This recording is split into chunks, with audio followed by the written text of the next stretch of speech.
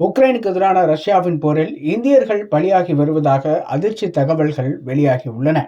சென்னையிலிருந்து சென்ற இளைஞர் ஒருவர் நேரடியாக ரஷ்யா போர் முனையில் உயிரிழந்திருக்கிறார். உக்ரைனுக்கு எதிராக ரஷ்யா கடந்த 2022ஆம் ஆண்டு அதிகாரப்பூர்வமாக போரை தொடங்கியது. 2 ஆண்டுகள் ஆன நிலையில் தற்போது உச்சகட்டத்தை எட்டியுள்ளது இந்த போர். இந்நிலையில் இந்த போரில் இந்தியர்கள் சிலர் பங்கெடுத்திருப்பதாக தகவல்கள் வெளியாகியுள்ளன.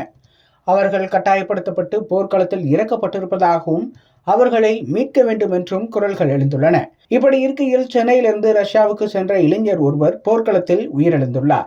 23 வயதான ஹெமில் அஸ்வின்பாய் மங்குகியா குஜராத் மாநிலம் சூரத் மாவட்டத்தைச் சேர்ந்தவராவார். இவர் கடந்த டிசம்பர் மாதம் சென்னையிலிருந்து ரஷ்யாவிற்கு சென்றிருக்கிறார்.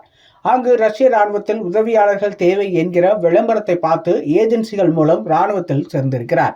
அவருக்கு மாதம் ரூபாய் 2.3 லட்சம் சம்பளம் கொடுப்பதாக ஒப்பந்தம் போடப்பட்டுள்ளது.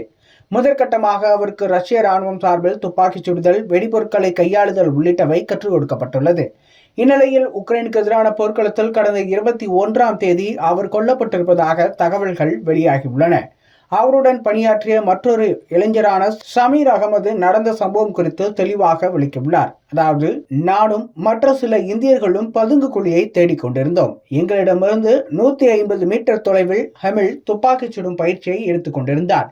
அப்போது எங்கள் தலைக்கு மேல் ட்ரோன் ஒன்று சுற்றிக் கொண்டிருந்தது. திடீரென பயங்கர வெடிச்சத்தம் கேட்டது. எனவே நாங்களும் எங்களுடன் இருந்த சில ரஷ்யர்களும் பதுங்கு குழிகளுக்குள் ஒளிந்து கொண்டோம். அது ஒரு ஏவுகணை தாக்குதல். பூமி அப்படியே அதிர்ந்து போனது. சத்தம் ஓய்ந்த பின்னர் நாங்கள் குழியை விட்டு வெளியே வந்தோம். ஹெமில் உயிரிழந்திருந்தார். அவரது உடலில் பலத்த காயங்கள் ஏற்பட்டிருந்தன. தலையில் பலத்த அடி ஏற்பட்டிருந்தது. அவர் உயிரிழந்து விட்டார். அவரது உடலை நான் தான் ட்ரக்கில் ஏற்றி அனுப்பி வைத்தேன் என்று கூறியுள்ளார். இவர்களுடன் வேலை பார்க்கும் மற்றொரு இளைஞர் ஹெமிலின் சடலத்தின் படங்களையும் பகிர்ந்துள்ளார்.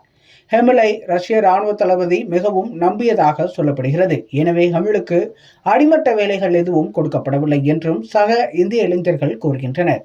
ஹெமிலிடம் அவரது தந்தை கடைசியாக கடந்த 20ஆம் தேதி பேசியிருக்கிறார். அதன் பின்னர் தனது மகனை மீட்க வேண்டும் என்று மத்திய வெளியுறவுத்துறை அமைச்சகத்தையும் நாடியிருக்கிறார்.